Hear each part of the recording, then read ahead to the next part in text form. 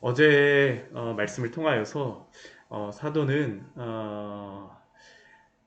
부녀와 그의 자녀들 곧 교회에게 편지하는 그러한 것을 거슬러서 시작하는 것을 보았습니다. 특별히 교회들에게 사랑과 진리로 문안하며 인사합니다.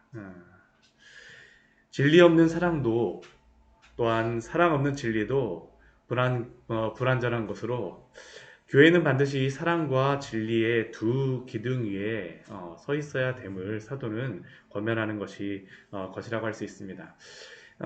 사도가 이렇게 두 가지 덕목을 강조하는 것은 이제 오늘 저희가 말씀 짧은 그러한 구절이지만 이 교회 안에 여러 거짓 선생들과 잘못된 교회를 위협하는 세력들이 있었기 때문에 이 사랑과 진리 안에 서 있을 것을 권면하는 것입니다.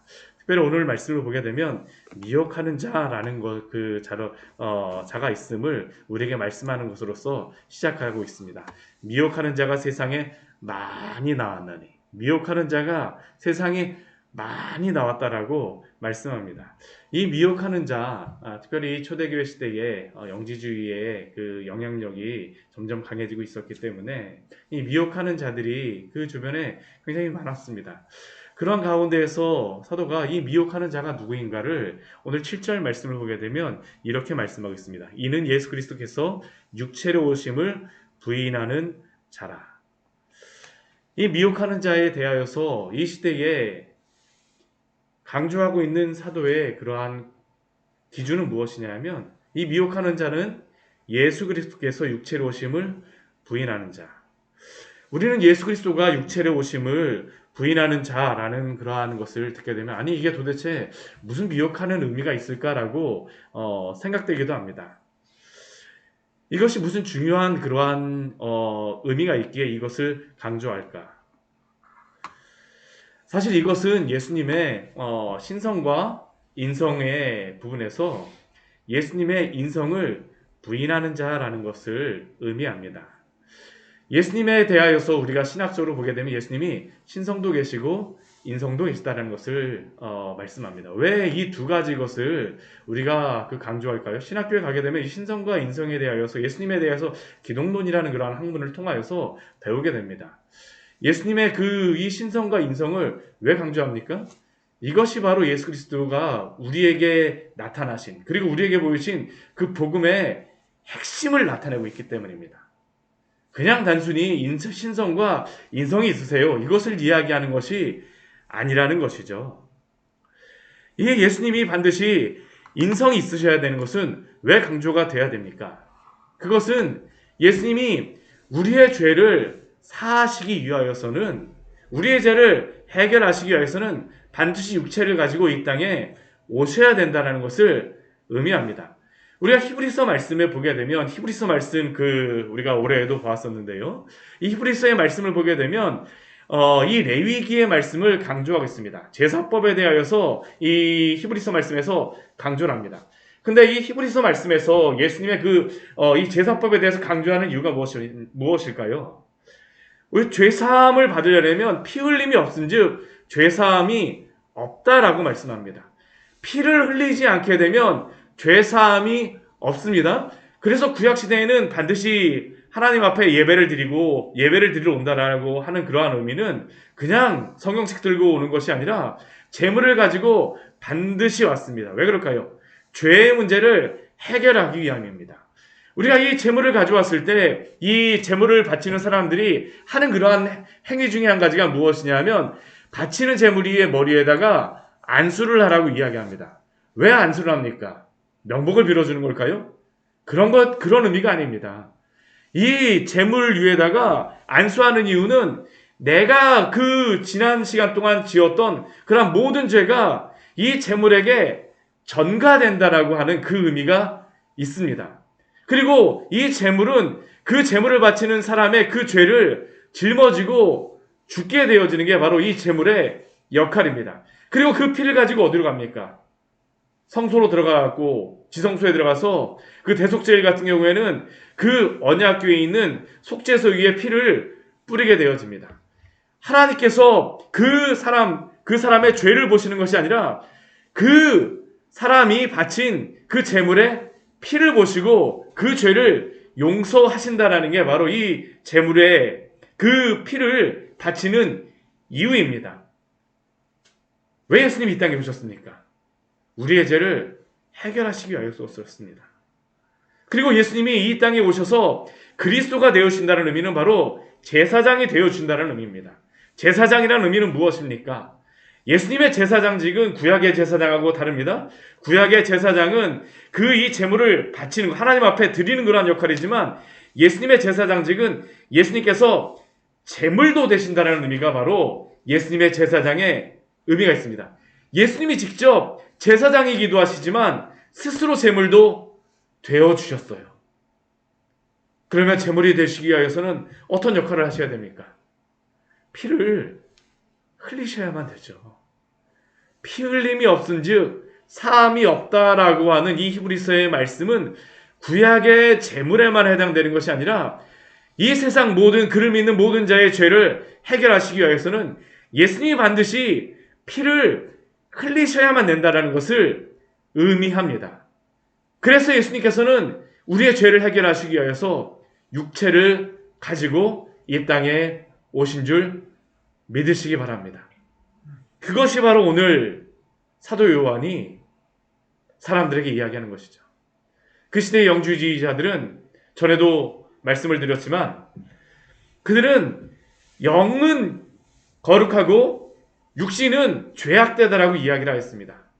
그리고 그 사람들에게 이야기합니다. 아니 예수님이 오시게 되면 영적으로 오셔야지 훨씬 거룩하신 분이지 왜 육체적으로 오시는데 왜 육체적으로 오십니까? 왜 육체를 가지고 오십니까?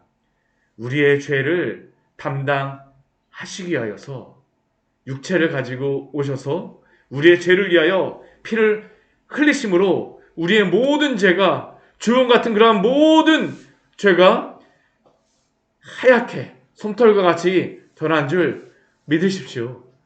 이게 바로 예수님께서 이 땅에 육체를 가지고 오신 이유입니다. 기독교는 결코 예수님을 지식적으로만 아는 것이 아닙니다. 항상 기독교에는 이러한 이단들이 나왔을 때에 우리가 오늘 새벽에도 고백한 한 가지의 고백이 있습니다. 그게 무엇일까요? 사도신경이죠. 왜 사도신경을 이렇게 새벽마다 저희가 고백을 하고 예배 때마다 왜 고백을 할까요? 이것은 우리가 무엇을 믿는가라는 것에 대한 고백입니다. 첫 번째 우리 사도신경의 그러한 고백은 무엇으로서 시작하고 있습니까? 하나님이 어떠한 분인가라는 그러한 고백에 대하여서 말씀합니다. 전능하사 천지를 만드신 하나님 아버지를 내가 믿사오며 영지주의자들이 주장하였던 것과 같이 영적으로만 있는 것이 그 거룩한 것이 아니라 그 사람들은 하나님께서 이 물질적인 것을 만들었기 때문에 열등한 신이라고 그들은 주장하였지만 아니라는 겁니다. 그들은 우리에게 무엇으로서 고백함으로써 우리에게 신앙을 전수하였습니까?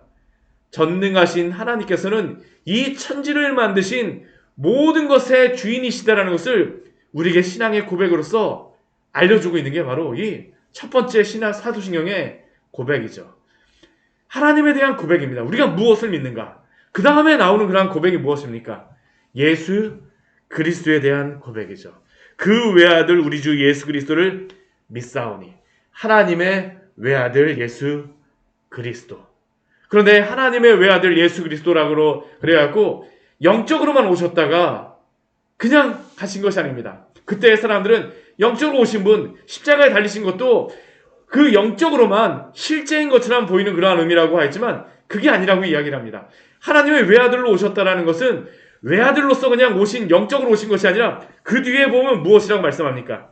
이는 성령으로 잉태하사 동정녀 마리아에게 나시고.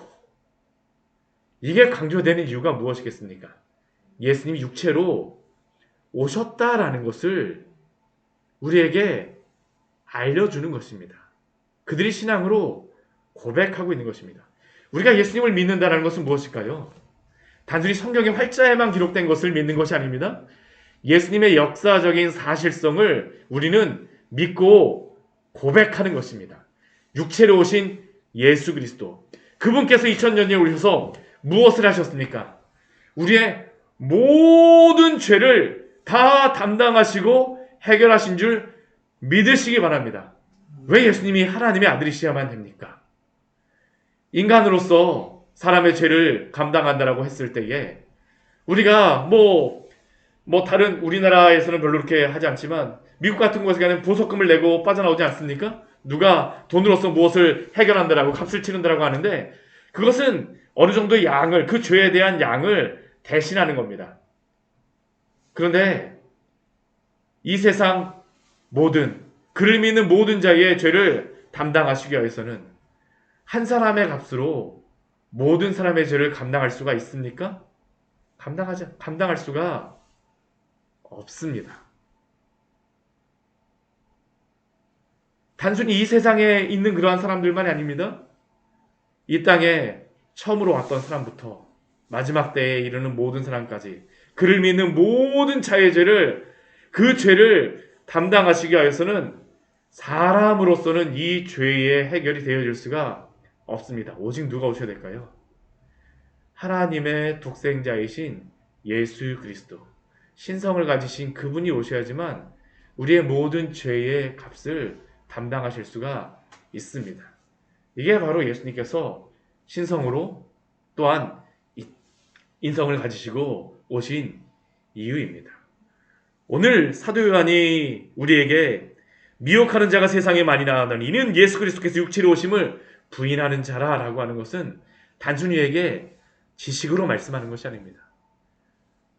우리 주 예수 그리스도께서 이 땅에 오심으로 2000년 전에 이 땅에 오심으로 하나님의 아들 독생자로 이 땅에 오심으로 우리의 죄를 다 담당하신 줄 믿으십시오. 만약 이것을 부인하는 자는 그러면 어떠한 자이겠습니까? 오늘 7절 뒤에 말씀에 오게 되면 분명하게 이렇게 이야기하죠.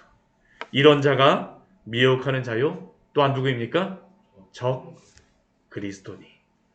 우리는 적 그리스도 하게 되면 성경에 나오는 적 그리스도 하게 되면 어떠한 큰 능력을 가지고 온 그러한 사람들로서 생각하기도 합니다. 물론 마지막 때에 올 그러한 사람은 요한계시록 말씀해 보게 되면 어떠한 특별한 어떠한 이적을 행하는 것도 보여줄 것입니다. 그러나 이 적 그리스도의 본질적인 의미는 무엇일까요?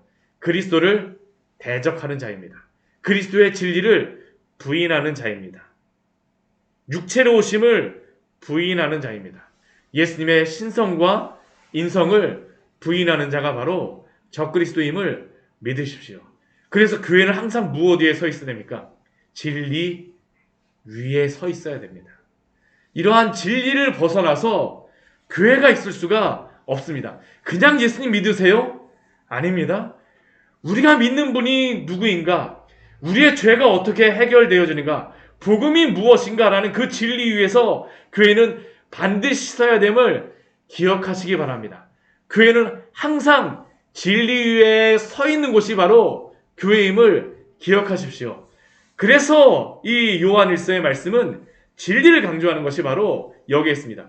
교회는 항상 진리가 있어야지만 돼요.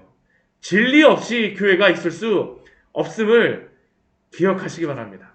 오늘 사도는 이렇게 미혹하는 자에 대하여서 적그리스도에 대하여서 말씀한 이후에 우리에게도 경고하는 말씀이 있습니다. 우리 8절 말씀 같이 한번 읽어볼까요? 너희는 스스로 삼가 우리가 일한 것을 잃지 말고 오직 온전한 상을 받으라. 너희는 스스로 삼가라고 말씀하고 있습니다. 우리는 이러한 거짓 진리에 우리 스스로를 방임하면 안 됩니다. 우리가 진리가 아닌 것에 대하여서 궁금하다라는 것을 호기심을 채우기 위해서 우리가 그곳에 가면 안 됩니다. 우리가 전도서 말씀에서도 전도자가 솔로몬을 통하여서 전도사 솔로몬을 통하여서 우리가 보았던 말씀이 무엇입니까? 그가 미친 것과 어리석은 것이 무엇인가를 알고자 하였었는데 그것도 다 헛되더라고 그가 고백을 합니다. 그것을 알기 위하여서 하지만 알 수가 없어요. 오히려 더 혼란스러울 수밖에 없습니다. 우리는 항상 어디 위에 서 있어야 됩니까? 진리 위에 서 계십시오. 위조 지폐를 감별하는 그러한 감별사들이 어떻게 훈련을 하냐면 위조 지폐가 무엇인가를 이렇게 만진다고 하지 않습니다. 위조 지폐가 무엇인가를 안다라고 하지 않아요. 무엇을 공부할까요? 진짜 돈이 무엇인가를 항상 손으로 다 만진다라고 합니다. 진짜 그 지폐가 무엇인가를 손으로 만지고 진짜 보게 되고, 그러면 그것을 가지고 그 다음에 무엇을 할까요? 가짜 지폐가 무엇인지를 알게 되는 겁니다. 우리가 항상 그래서 무엇에 대해서 전념해야 될까요? 진리에 대하여서 전념해야 됩니다. 우리가 진리에 대해서 분명하게 알게 되면 스스로 우리가 그 말씀 위에서 스스로 판단할 수 있는 힘과 능력이 생기게 되어집니다. 교회는 항상 이것을 행하였습니다. 스스로 삼가 우리가 일한 것을 잃지 말고. 우리가 진리라고 이야기했을 때 여기에 중요한 한 가지 것을 이야기합니다. 그게 무엇이냐면 우리가 일한 것이라는 겁니다. 요한 1서의 말씀에서도 제가 나누었었지만, 교회의 진리는 항상 무엇에 의해서 있어야 되냐면 예수 그리스도의 복음 위에 서 있어야 됩니다. 그리고 예수 그리스도의 복음은 누구에게 전수가 되었을까요? 사도에게 전수가 되어집니다. 사도에게 전수가 되어지고, 그 사도가 전한 복음, 사도적인 복음은 또 어디에 기록되어 있습니까? 신약 성경에 기록되어 있습니다. 우리가 일한 것, 결국 사도적인 이 복음 위에서 교회는 세워져감을 기억하십시오. 이 위에서 우리는 서가야 됩니다.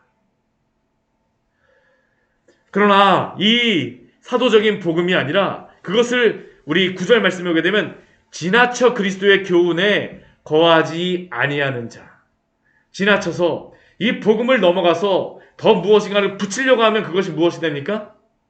이단이 되어지는 것입니다. 지나치는 것은 교회에 좋지 않아요. 부족한 것도 좋지 않지만 지나치는 것도 옳지 않습니다. 교회는 항상 사도적인 복음 위에서 서 있음을 기억하십시오. 그리고 이 자리에 계신 분들도 사도적인 복음 위에서, 우리 신구약 성경의 이 진리 위에서 항상 서서 믿음의 그러한 진리 안에 서 계시기를 축원합니다. 이게 가장 건강한 그리스도인이 그러한 모습입니다. 이것을 먹어야 됩니다. 다른 건 먹으면 안 돼요. 이 위에 서 계십시오. 그리고 오늘 이 뒤에 말씀해 보게 되면 또 그 삼가라고 하면서 경고하는 것이 있죠. 우리 10절 말씀 같이 한번 읽어보도록 하겠습니다. 누구든지 이 교훈을 가지지 않고 너희에게 나아가거든 그를 집에 들이지도 말고 인사도 하지 말라. 이게 너무한 것처럼 보이기도 합니다. 누구든지 이 교훈을 가지지 않고 너희에게 나아가거든 그를 집에 들이지도 말고 인사하지도 말라. 이러한 사람들은 어떻게 하라는 겁니까? 아예 집 밖으로 쫓아내라는 겁니다. 이게 왜 반드시 필요했을까요? 이 초대교회 시대 같은 경우에는 교회가 어디에서 모임을 가졌었냐면 가정에서 가졌습니다. 가정이 곧 무엇이었습니까? 교회였습니다. 교회 이단의 선생들을 막 들이게 되면 어떻게 됩니까? 교회가 무너진다라는 겁니다. 함부로 그래서 교회 안에 그러한 그 이단의 그러한 선생들을 함부로 들이지 말라라고 이야기합니다. 우리가 오늘날 이것에 대해서 주의할 한 가지의 것이 있어요. 무엇이 있을까요? 함부로 유튜브라던가 그러한 것들 너무나 많이 이것저것 시청하지 마십시오. 이게 때로는 우리에게 유익을 주는 것도 있지만, 유튜브에서 보게 되면 저도 그 목사님들 때로는 뭐 여러 가지 제가 교수님들 그러한 강의들 뭐 좀 제가 좀 궁금한 것들이 있어갖고 찾아볼 때도 있습니다. 근데 그런 거 몇 번 보고 뭐 찬양도 제가 뭐 듣고 막 하다 보면 이상한 곳까지도 막 딸려서 오고 이상한 그러한 영상까지도 막 딸려서 옵니다. 그럼 거기 보면 어떻게 돼요? 언제 천국에 갔다 온 이야기 해갖고 막 올라오기도 하고 뭐 하면 아닙니다. 딸려온다는 거 우리 무조건 보면 안 됩니다. 함부로 들이지 마십시오. 여러분의 핸드폰에도 함부로 잘못된 진리를 들이지 마시기를 축원합니다. 인사도 하지 마십시오. 정말로 참된 그러한 진리 위에 서 있는 것이 아니라면, 정말로 검증되어진 그러한 게 아니라면 함부로 우리가 그러한 것들을 듣거나 보아서는 안 됩니다. 왜냐하면 그런 것들 한번 보면 어떻게 될까요? 훅 넘어가요. 아담조차도 그렇습니다. 하와조차도 그렇습니다. 사단의 거짓말은 한마디예요. 99% 다 맞는 이야기 하다가 한마디 가운데 어떡합니까? 진리를 벗어나는 거. 우리의 마음속에 의심을 심어주게 되고 하나님으로부터 떠나게 만들죠. 거기에 넘어가지 마십시오. 오늘 12절 사도가 사랑으로 한 가지 하는 말이 있습니다. 저는 이 12절 말씀을 볼 때 참 은혜가 되어져요. 우리 12절 말씀 같이 한번 읽어보겠습니다. 내가 너희에게 쓸 것이 많아 종이와 먹으로 쓰기를 원하지 아니하고 오히려 너희에게 가서 대면하여 말하려 하니 이는 너희 기쁨을 충만하게 하려 함이라. 아멘.